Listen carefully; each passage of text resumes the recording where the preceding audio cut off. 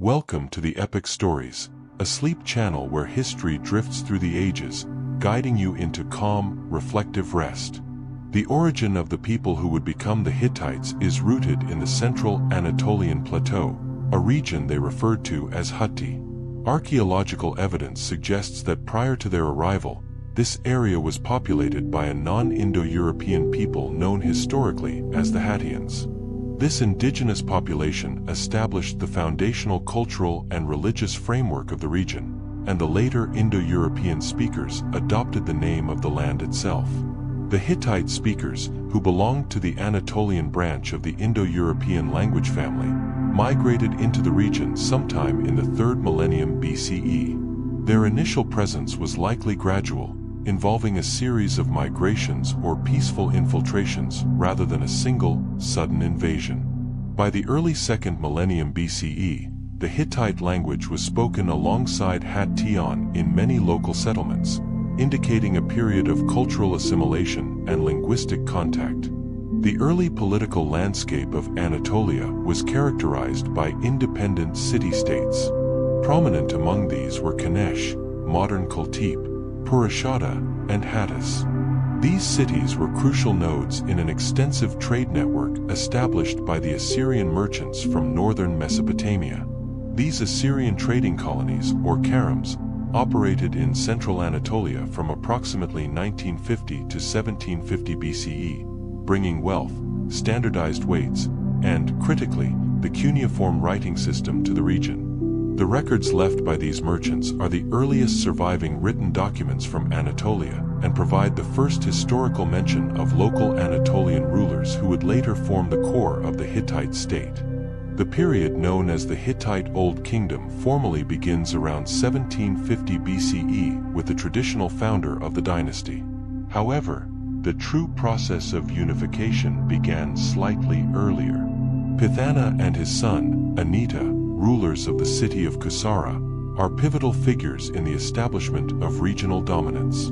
Anita, through a series of successful military campaigns, systematically conquered neighboring city-states.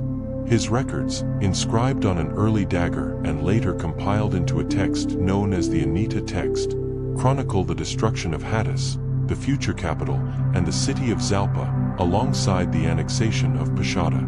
Anita declared himself the great king and established a precedent for military expansion and unified rule, although a stable, centralized kingdom had not yet been fully realized.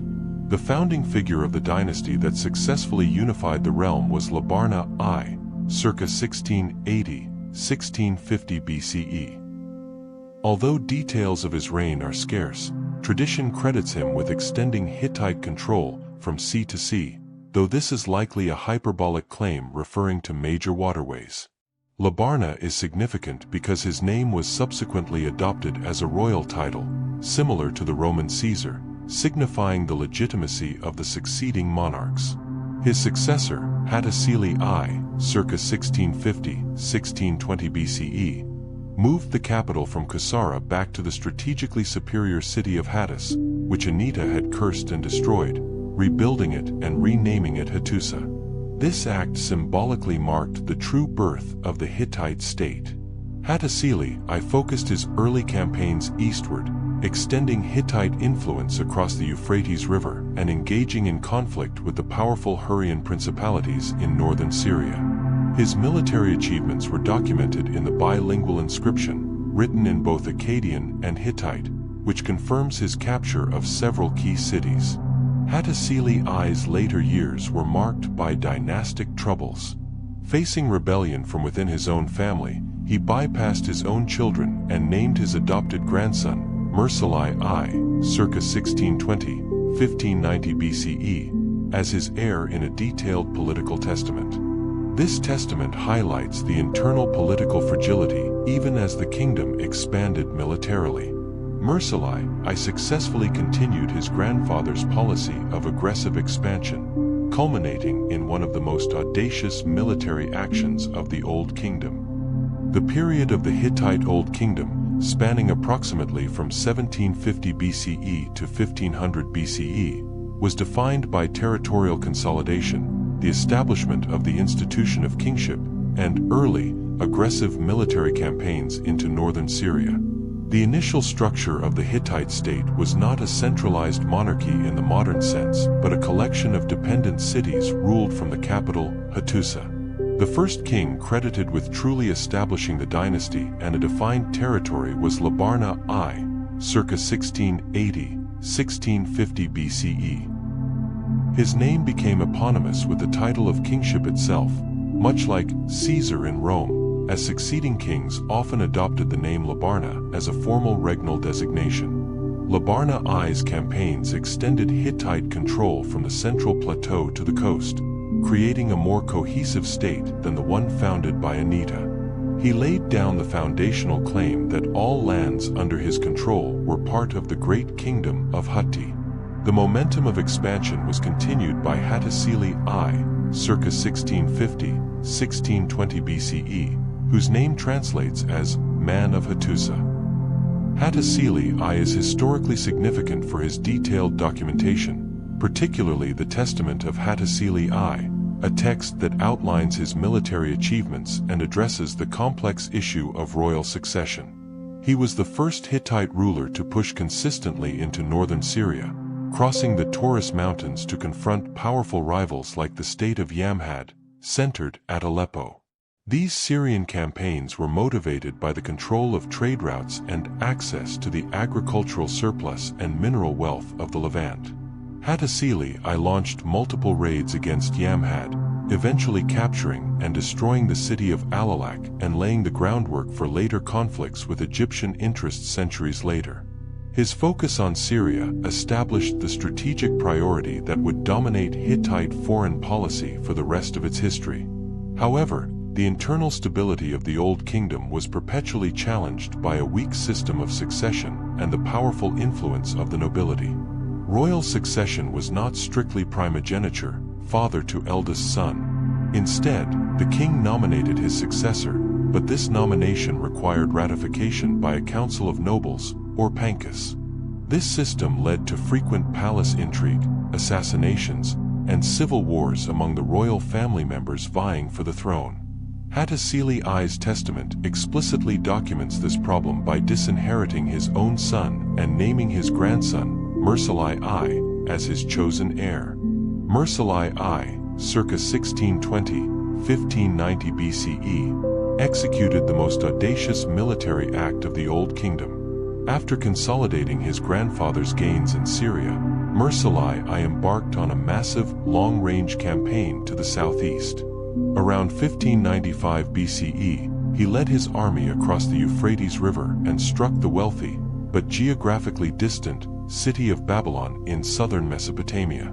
Mursili I successfully sacked the city, ending the first dynasty of Babylon, the dynasty of Hammurabi, and seizing vast amounts of booty.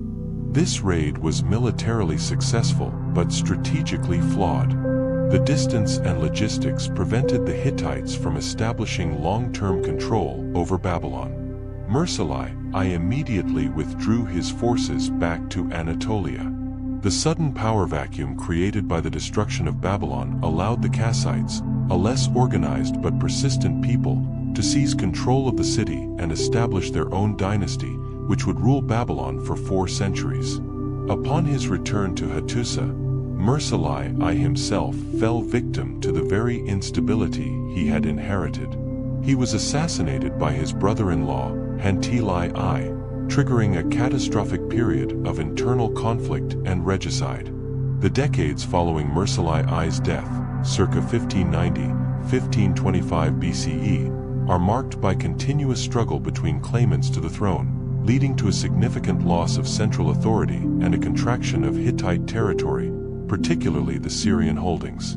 This cycle of violence was finally addressed by King Telopinu, circa 1525–1500 BCE. Telopinu recognized that external expansion was impossible without internal stability. He issued the Edict of Telopinu, a pivotal constitutional document designed to fix the line of royal succession. The edict mandated that the throne must pass to the king's primary son. If the primary son was unavailable, it passed to the second-rank son, and only if no direct male heirs existed would a daughter's husband be eligible. Crucially, the edict also defined the limited, non-legislative powers of the Pancus.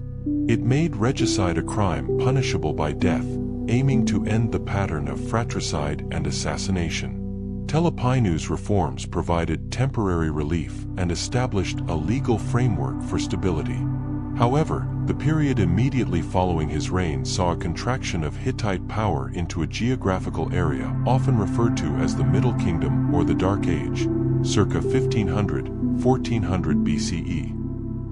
During this century, Hittite records become sparse, territorial claims recede, and the major powers of the Near East, specifically the rising power of Mitanni in the east and the consolidating new kingdom of Egypt to the southwest, began to overshadow Hutti. This phase of obscurity was necessary, however, for the internal structures established by Telepinu to solidify, preparing the Hittite state for its eventual resurgence as a major empire. The Old Kingdom, though ending in contraction, successfully developed the military, legal, and linguistic foundation upon which the later Great Empire would be built. Following the stabilizing but contractive reign of Telepinu around 1500 BCE, the Hittite state entered a century often termed the Middle Kingdom or the Dark Age, circa 1500 c. 1400 BCE.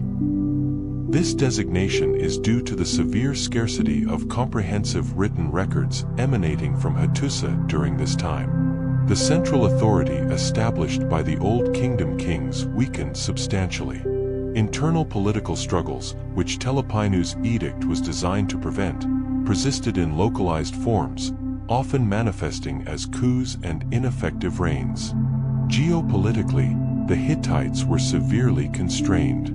Their external ambitions were aggressively challenged and ultimately suppressed by the rise of the Hurrian kingdom of Mitanni. Mitanni, centered in northern Mesopotamia and northern Syria, became the dominant military and diplomatic power in the Near East. Mitanni systematically absorbed or subjugated the small Syrian city-states that the Hittites had targeted during the Old Kingdom. The Mitannian army, famous for its chariot corps and controlled by a warrior aristocracy known as the Marianu, effectively created a buffer state that sealed Anatolia off from the lucrative trade and political influence of the Levant. The Hittite kingdom was thus confined almost exclusively to the Anatolian plateau. The transition from this isolated period to the Hittite New Kingdom, or Empire period, was marked by a gradual, deliberate internal restructuring. This process began with a succession of kings who are primarily known for their efforts to regain central control and stabilize the Anatolian heartland. Tudhaliya I/II, circa 1430–1400 BCE, is conventionally cited as the founder of the new dynasty. The numbering is confusing due to the ambiguity of earlier records, but his reign marks a definitive shift in strategy. Tudhaliya I/II's priority was not foreign conquest but securing the borders of Hutti against numerous, aggressive internal and peripheral threats. The most persistent and destabilizing of these threats came from the Koska people. The Koska were non-Hittite tribal groups residing in the mountainous regions along the northern border, near the Black Sea coast.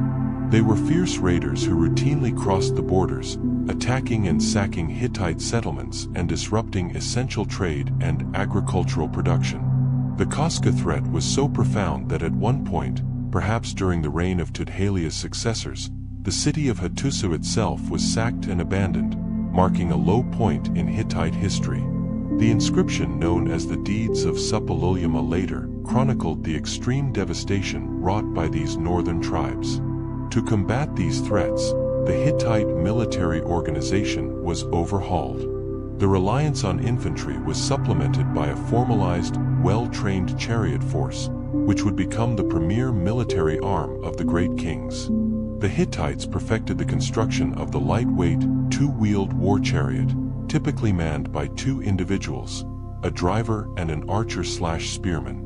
This technological advancement, combined with their emerging control over iron processing, though true mass production was still decades away, gave them a crucial, if temporary, advantage over their rivals. This foundational work culminated in the reign of Tudhaliya III, circa 1380–1360 BCE. His period of rule was dedicated to the systematic pacification of Anatolia and the reconstruction of the central government. Tudhaliya III recovered the lost territories and began the administrative reorganization necessary for large-scale imperial expansion. The need to regain Syrian influence was critical, as Mitanni continued to assert its hegemony over the region. The Hittite strategy evolved from simple raiding, as seen in the Old Kingdom, to one of sustained geopolitical engagement and the establishment of client states. Crucially, Tudhaliya III, likely with the direct assistance of his son and heir, began the deliberate undermining of Mitanni's regional control.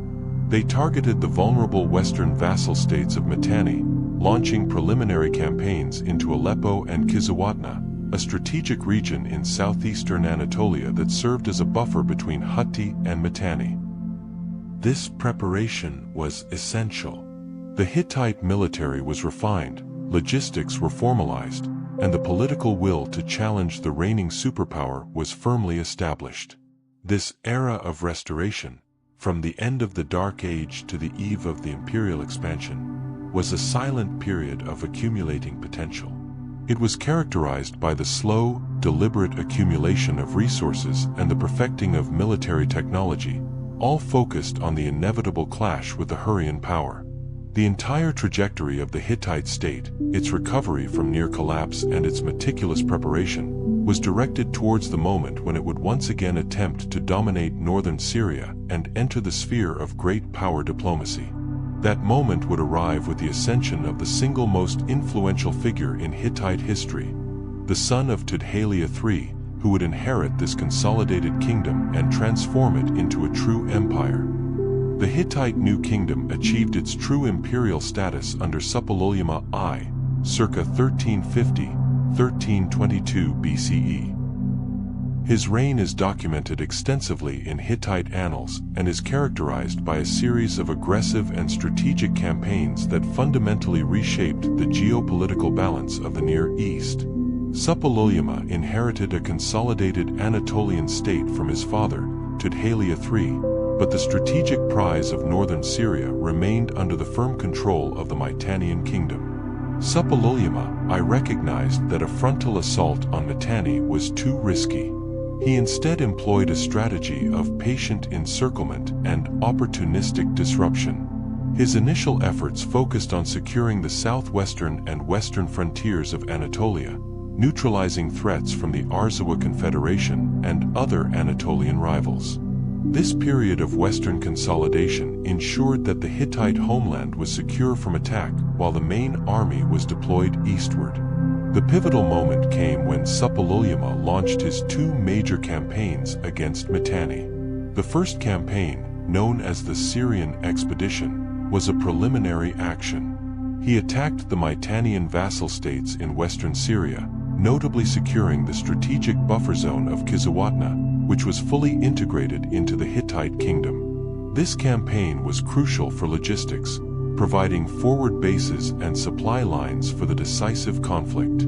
The second, definitive campaign against Mitanni began around 1340 BCE. Instead of attacking the Mitannian heartland directly from the west, Suppiluliuma executed a flanking maneuver.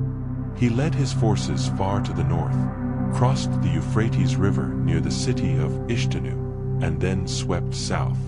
This northern route bypassed the main Mitannian defenses and caught the kingdom, led by King Tushratta, completely by surprise. The Hittite army, spearheaded by its formidable chariot corps, rapidly advanced down the eastern side of the Euphrates into the upper reaches of the Mitannian kingdom. Mitanni's capital, Washukani, was captured and sacked. King Tushratta was forced to flee and was subsequently assassinated by his own son. This campaign effectively dismantled the Mitannian state as a great power. The Hittites installed a puppet king, Shattawaza, a son of the assassinated Tushratta, who was loyal to Hattusa. This act reduced Mitanni to a minor vassal state, ending its century-long dominance over northern Syria. With Mitanni neutralized, the Syrian city-states, previously vassals of either Mitanni or the distant power of Egypt, became available targets. Suppiluliuma I spent the latter part of his reign establishing a system of vassal treaties throughout the Levant. The key cities of Aleppo and Carchemish were brought under firm Hittite control, ruled by members of Suppiluliuma's own family. This system created a permanently loyal buffer zone, securing access to the Mediterranean and vital trade routes. Suppiluliuma's strategy was not mere conquest but the establishment of a robust imperial administration through client kings who were bound by extensive, detailed loyalty oaths documented on cuneiform tablets. This imperial expansion brought the Hittites into direct, sustained diplomatic and military contact with the other great power of the age, New Kingdom Egypt. During this time, Egypt was preoccupied with the religious reforms of Pharaoh Akhenaten, the Amarna period, which led to a temporary neglect of Egyptian foreign holdings in the Levant. This power vacuum allowed Suppiluliuma to solidify his gains virtually unopposed by Egyptian armies.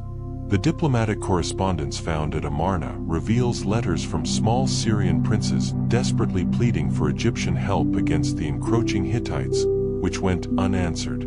The apex of Suppiluliuma's diplomatic influence occurred when he received a letter from a widowed Egyptian queen, believed to be Enkhsenamen, the wife of the recently deceased pharaoh Tutankhamun, asking him to send one of his sons to Egypt to become her husband and, consequently, pharaoh. Suppiluliuma, cautious about the sincerity of the request, first sent an emissary, who confirmed the offer. He then dispatched his son, Zenanza. However, Zenanza was assassinated en route to Egypt. The circumstances of his death are unclear, but Suppiluliuma viewed it as a grave provocation. He launched punitive raids into Egyptian territories in the Levant, securing more territory and taking Egyptian prisoners. Ultimately, Suppiluliuma I defined the Hittite Empire's geographical and political structure, transforming Hutti into one of the great kings of the Near East. He established the imperial capital at Hattusa as the center of an empire stretching from the Aegean Sea to the Euphrates River. His death, likely from a plague brought back by his troops from the Egyptian campaigns, marked the end of the most dynamic phase of Hittite expansion, leaving a vast, but recently conquered, empire to his successors. The death of Suppiluliuma I around 1322 BCE initiated a period of severe crisis for the newly established Hittite Empire. This crisis was twofold: a devastating epidemic and a resurgence of rebellion across the recently conquered territories. The plague, likely introduced by Egyptian prisoners of war brought back during Suppiluliuma's punitive raids, swept through Anatolia. It afflicted the kingdom for over 2 decades, decimating the population and, crucially, killing the next 2 designated heirs to the throne. First, Arnawanda II succeeded his father, Suppiluliuma I. Arnawanda II was a capable military leader, but his reign was tragically short. He succumbed to the plague after only a year or 2 on the throne. The loss of a proven leader so soon after the empire's consolidation led to immediate instability. The throne then passed to his younger brother, Mursilai II, circa 1322-1295 BCE, who was relatively young and inexperienced at the time of his accession. Mursilai II's early reign was dominated by the plague and the widespread revolts it fueled. The chronic weakness caused by the epidemic encouraged the various subordinate populations of Anatolia and Syria to attempt to break free of Hittite control. The Arzawa Confederation in the west, which had been previously pacified by Suppiluliuma I, rebelled fiercely. Simultaneously, the northern Koska tribes renewed their incursions, taking advantage of the depleted central defenses. Mursilai II recorded the devastating state of the kingdom, noting in his own annals that the plague had been a scourge for 20 years and had weakened the army's capacity significantly. Mursilai II displayed remarkable determination and strategic patience, which is extensively documented in his comprehensive annals. His primary objective was stabilization and reconquest, not further expansion. He methodically addressed the most pressing threats. The most serious revolts were launched by the Arzawa coalition, which Mursalai II targeted first.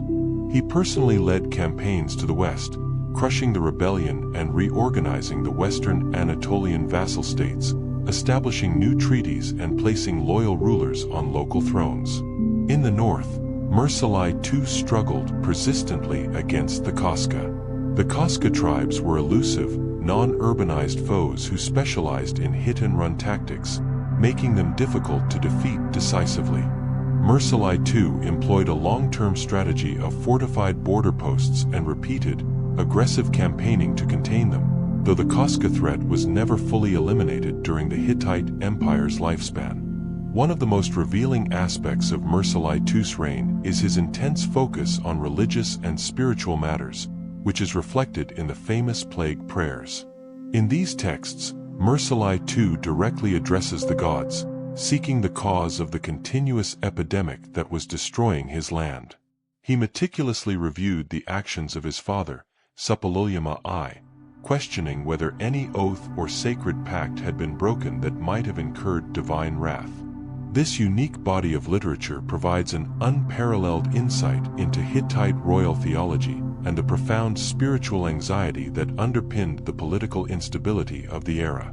Mursalai II ultimately concluded that the gods were punishing the Hittites for the broken oath regarding the earlier assassination of the Egyptian prince Senanza, and for the subsequent failure to prosecute the responsible parties, thus taking responsibility for the sins of his father and predecessors.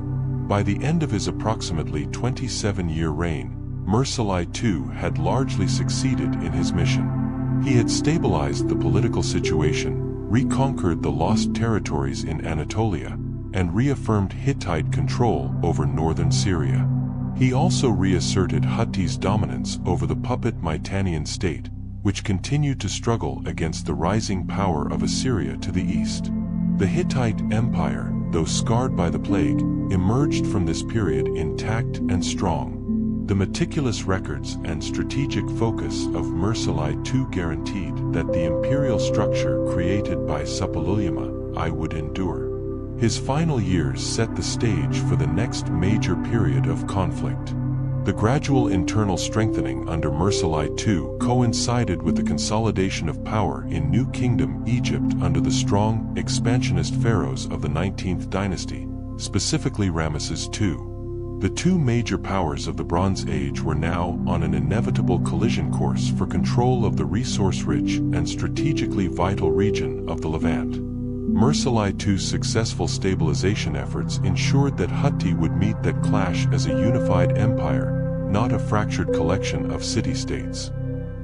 The reign of Muwatalli II, circa 1295-1272 BCE, son of Mursalai II, marks the peak of the Hittite Empire's military capabilities and its most famous confrontation with the New Kingdom of Egypt. Muwatalli inherited a fully stabilized empire, but one facing increasing pressure from the resurgent 19th dynasty pharaohs, specifically Seti I and later Ramesses II, who were determined to re-establish Egyptian control over the northern Levant, particularly the strategic corridor between Lebanon and Syria. Muwatalli II was a strategic and administrative reformer.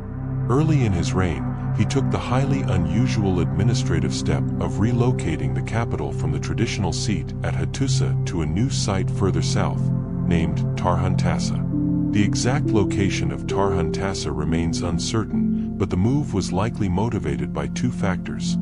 First, to place the central administration closer to the volatile Syrian front, allowing for faster military response, and second, to move the royal court away from the entrenched and sometimes troublesome religious and political factions in Hattusa, which were still grappling with the decades-long plague. Hattusa remained a religious and ceremonial center, but the center of power shifted. The critical phase of Muwatalli's reign was the inevitable conflict over Amurru and Kadesh. Amurru, a client kingdom located strategically on the northern frontier of the Egyptian sphere, had been shifting its allegiance between the two great powers. When Ramesses II began his expansionist campaigns into the Levant, reasserting Egyptian claims up to the city of Kadesh on the Orontes River, Muwatalli II recognized the imminent threat to the entire Hittite vassal structure in Syria. The contest for regional hegemony was crystallized in this single territorial dispute. To meet the Egyptian threat, Muwatalli II mobilized the full military resources of the Hittite Empire and its vast network of allies. The Hittite army was a composite force, integrating troops from across Anatolia and the Levant. This coalition included contingents from Arzawa, Lukka, the northern territories, and the Syrian vassal states like Carchemish and Aleppo. Most famously, Hittite documents mention forces from the lands of the Dardanians and Walusa, often identified with the historical region of Troy/Ilium, underscoring the broad reach of the empire's military call-up. Muwatalli II's command structure prioritized the formidable Hittite chariot corps, which was superior in number and organization to the Egyptian contingent. The Hittite chariot was heavier, accommodating a driver, a shield bearer, and a warrior, 3 occupants, designed for maximum impact, while the Egyptian design was lighter and prioritized speed, 2 occupants. The deployment of this force was the key to Muwatalli's strategy.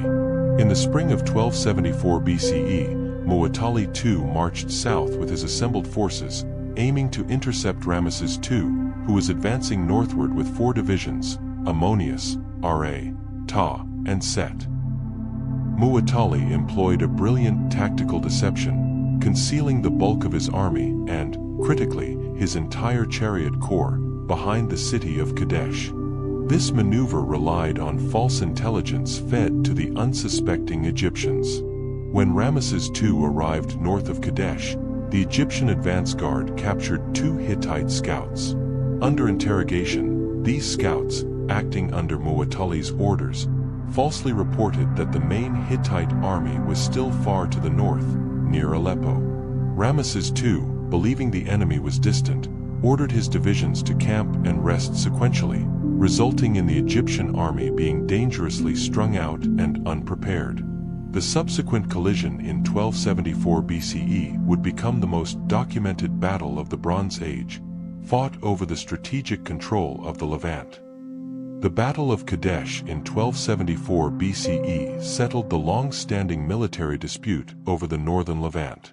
Although the battle itself was tactically inconclusive on the field, the strategic outcome was a clear Hittite success. Muwatalli II maintained full control over the disputed region, including the vassal state of Amurru and the city of Kadesh. The immense cost of the confrontation, however, forced both empires into a period of cautious rebuilding and continued, though smaller scale, skirmishing in the Syrian corridor. The stability achieved through military parity was quickly disrupted by internal politics in Hittite. Following the death of Muwatalli II around 1272 BCE, his young son, Hittite, ascended the throne, reigning as Mursalai III. The actual power, however, remained heavily centralized with the deceased king's brother, Hattusili, who governed the northern territories and commanded significant loyalty due to his successes against the Koska. Hittite attempted to consolidate his authority by challenging Hattusili's territorial holdings, a move that ignited a fierce but brief civil war around 1267 BCE. Hattusili, justifying his actions in the historical record known as the Apology of Hattusili, marched on the capital, deposed his nephew, and seized the throne, becoming Hattusili III, circa 1267-1237 BCE. This act established a crucial precedent for internal conflict resolution within the royal family. Hittite, the deposed king, was initially exiled within Hittite, but eventually fled the country, seeking refuge in the rival court of Ramesses II in Egypt. This situation created a new diplomatic complication, as Egypt harbored a legitimate pretender to the Hittite throne.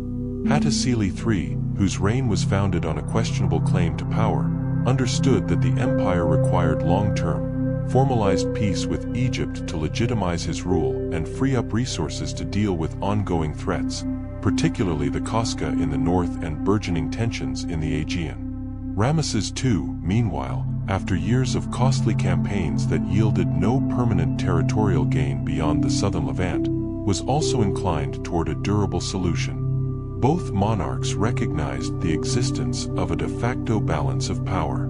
This shared strategic imperative led to one of the most significant diplomatic achievements of the Bronze Age, the conclusion of the Eternal Treaty in 1259 BCE. This document, often referred to as the Treaty of Kadesh, was exchanged between Hattusili III and Ramesses II. Its importance is underscored by the fact that it is the earliest surviving international peace treaty for which the reciprocal versions, the hieroglyphic text displayed in Egyptian temples and the cuneiform tablet found in the archives of Hattusa, exist. The treaty established three fundamental pillars of the future geopolitical order: perpetual peace, territorial integrity, and mutual defense.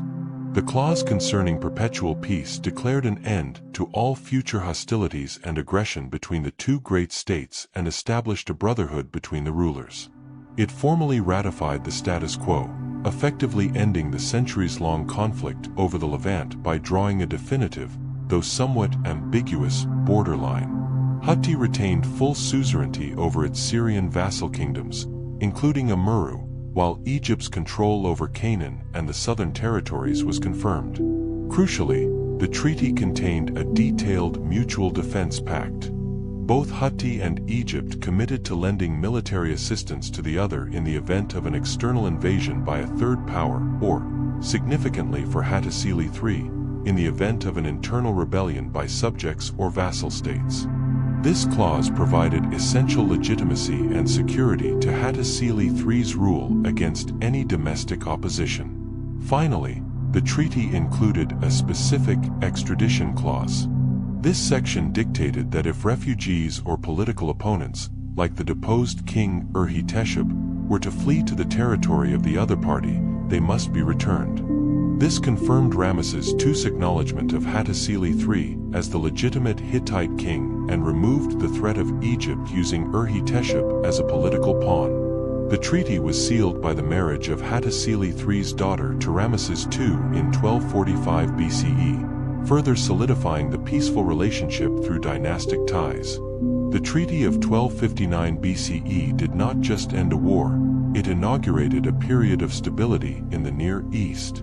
For the next half-century, Hutti shifted its focus from military expansion to administrative consolidation, trade, and internal development, functioning as a primary superpower in a world now divided and defined by this foundational peace accord. The 2 decades following the treaty with Egypt, circa 1259 BCE, marked the apex of Hittite imperial stability and prosperity. This period, under the continued leadership of Hattusili III, circa 1267-1237 BCE, and his son Tudhaliya IV, circa 1237-1209 BCE, saw the empire reach its maximum extent of influence, even if not its largest territorial size. The defining characteristic of this era was the shift from aggressive expansion to sophisticated management, bureaucracy, and economic centralization. The peace with Egypt secured the southern frontier, allowing the Hittite rulers to focus their resources entirely on internal administration and consolidating control over their Anatolian and Western vassals. Tudhaliya IV's reign represents the culmination of this imperial administrative effort. He undertook significant religious and political reforms, aimed at unifying the diverse pantheon of the empire. The rock sanctuary of Yazilakaya, near Hattusa, was monumentalized during his time. This site features intricate reliefs of the entire Hittite Hurrian pantheon, showcasing the syncretic nature of Hittite religion, where the storm god of Hutti, Teshub, and the sun goddess of Arina were harmonized with the massive Hurrian pantheon. This religious synthesis was intended to solidify the political loyalties of the Hurrian and Syrian vassal states by incorporating their deities into the imperial state religion. Economically, this period saw the strict control and centralization of the vital iron industry. While iron production had begun much earlier, the Hittite state effectively maintained a technological monopoly, carefully managing the supply of iron ore and the knowledge of its smelting process. This control of a strategic material gave Hutti a decisive economic and military advantage over its neighbors, even those who still relied primarily on bronze. Trade flourished, facilitated by the secure routes guaranteed by the Great Treaty. Royal correspondence documents the dispatch of gifts and diplomatic requests across the Near East, affirming Hitti's status as a peer among the great kings. However, beneath the surface of stability, subtle strains began to emerge. The first major external threat in this period came from the west and the sea. The Ahiawa problem, a reference to a kingdom often associated with the Mycenaean Greeks, resurfaced. Tudhaliya IV undertook a campaign against the western region of Arzawa and specifically targeted the client kingdom of Lucca, often linked to Lycia, which was becoming increasingly restive and possibly supported by the Ahiawa. These western campaigns were complex and costly, diverting resources from the core territories and exposing the inherent instability of the far-flung vassal system. A more ominous sign of trouble was the documentation of resource shortages. Late-period cuneiform tablets from Hattusa detail state-sponsored efforts to import vast quantities of grain from Egypt and other peripheral regions. This reliance on external grain supplies indicates that the agricultural capacity of the Anatolian heartland was likely already under severe pressure, either from climatic changes, drought, or unsustainable population growth/land use. Furthermore, there is evidence of increased Kaskan activity on the northern frontier, tribes that perpetually harassed the border defenses and required continuous military attention, draining the imperial treasury. The final 2 decades of the 13th century BCE witnessed the beginning of a decisive political fragmentation. Tudhaliya IV's death brought a period of internal struggle and instability. While his son, Arnawanda III, circa 1209–1207 BCE, briefly succeeded him, the empire was already contracting. The Hittite grip on the Syrian vassals, particularly Ugarit, began to loosen, and critical maritime trade links were threatened. The detailed archival texts abruptly ceased shortly after the reign of Arnawanda III, leaving the final events of the empire largely undocumented by the Hittites themselves. The stage was set for the rapid and catastrophic collapse that would define the transition from the Bronze Age to the Iron Age. The great empire, built on bronze and the chariot, was nearing its terminal vulnerability. The final 2 decades of the 13th century BCE mark the beginning of the end for the Hittite Empire, a period characterized by escalating environmental, economic, and military pressures that converged to create the systemic collapse of the entire Late Bronze Age world. This era, circa 1200 C, 1180 BCE, saw the last effective great king, Suppiluliuma II, circa 1210–1180 BCE, desperately attempting to maintain order as the imperial periphery crumbled. The initial signs of terminal decline manifested through the disintegration of the maritime vassal network. The important Syrian port city of Ugarit, modern Ras Shamra, a critical hub for Hittite trade and communication with Cyprus and Egypt, began sending urgent, desperate correspondence to Hattusa and other allied centers. These letters describe attacks by pirates and unidentified sea peoples who were systematically disrupting coastal shipping and raiding communities. Ugaritic texts explicitly plead for immediate military assistance, documenting how the kingdom's own forces were deployed elsewhere, possibly assisting the Hittite campaigns in Anatolia, leaving the port undefended. This disruption of sea lanes was catastrophic, halting the vital influx of tin, which was essential for the empire's bronze weaponry and economy. Simultaneously, the agricultural heartland suffered a profound crisis. Multiple lines of archaeological and paleoclimatic evidence point to a sustained period of severe drought across Anatolia and the Near East starting around 1200 BCE.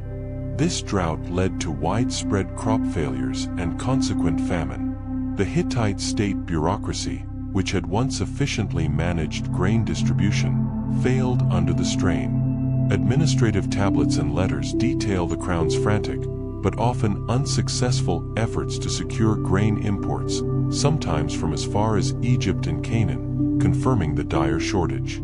Famine created social unrest, internal migrations, and weakened the already tenuous loyalties of peripheral populations. Militarily, Suppiluliuma II expended the empire's remaining resources in two key areas. First, he fought to maintain control over Cyprus, Alatia, which was critical not only for trade but also for access to its copper mines. He documented several naval engagements and land battles on the island, marking some of the last successful military actions by the centralized Hittite state. However, these victories were short-lived, as the island quickly fell under the control of the migrating sea peoples. Second, the Kaskan tribes, sensing the central government's weakness, intensified their raids along the northern frontier, successfully bypassing the traditional defensive lines and pushing deep into the Anatolian plateau. The collapse of the internal order accelerated as the central authority dissolved. Vassal states, realizing the great king could no longer protect them nor enforce loyalty, began to act independently, sealing off their borders and hoarding resources. The lack of coordinated defense turned a manageable crisis into a total systems failure. The last known historical inscription by a Hittite king is from Suppiluliuma II, documenting his efforts on Cyprus, but shortly after this, the documentary record from Hattusa goes silent. The city was abandoned by the central administration and was quickly overwhelmed. By c. 1180 BCE, the economic network had shattered, the food supply had failed, and the military was overextended. The final fate of Hattusa was sealed not just by external invaders like the Sea Peoples, but by a combination of starvation, internal rebellion, and the opportunistic attack of neighboring tribes like the Koska, who sacked and burned the capital. The great royal city, the seat of the empire for centuries, was reduced to ruins, marking the definitive end of the Hittite imperial state. The final phase of the Hittite Empire's existence, spanning roughly c. 1180 c. 1150 BCE, was characterized by rapid, system-wide collapse across Anatolia and the Near East, a period often termed the Late Bronze Age collapse. This was not a single, decisive military defeat, but a failure of institutional resilience against multiple, simultaneous pressures. The Hittite centralized political and administrative structure, which had been weakened by internal dynastic struggles following the end of Tudhaliya IV's line, proved unable to coordinate a unified response. The primary external pressure came from the wave of migrations and invasions known collectively as the Sea Peoples. While their origins and exact composition remain debated, they appear in Egyptian records as diverse groups attacking coastal regions. Simultaneously, nomadic groups and dispossessed populations from the Aegean and Balkan regions were moving into Anatolia. Egyptian records from the reign of Ramesses III mention the Peleset, Cheker, and Shikalesh groups moving towards Syria and Egypt. It is believed that these groups either directly assaulted the Hittite western and southern borders or, more likely, destabilized the Hittite vassal states, particularly those in Arzawa and Lukka. Crucially, internal vulnerabilities amplified these external threats. The over-reliance on a complex international trade network for essential goods, especially tin, required for bronze production, and grain, meant that the disruption of coastal routes by the Sea Peoples or the collapse of the Mycenaean and Cypriot economies had a cascading effect on Hutti. Furthermore, the final years of the 13th century BCE are marked by archaeological evidence suggesting severe drought and widespread famine in Anatolia. These agricultural failures broke the fragile social contract between the central authority in Hattusa and the semi-autonomous regions, leading to localized rebellions and depopulation. The capital city of Hattusa itself experienced a destructive end. Archaeological evidence indicates that the city was not gradually abandoned, but violently destroyed by fire around c.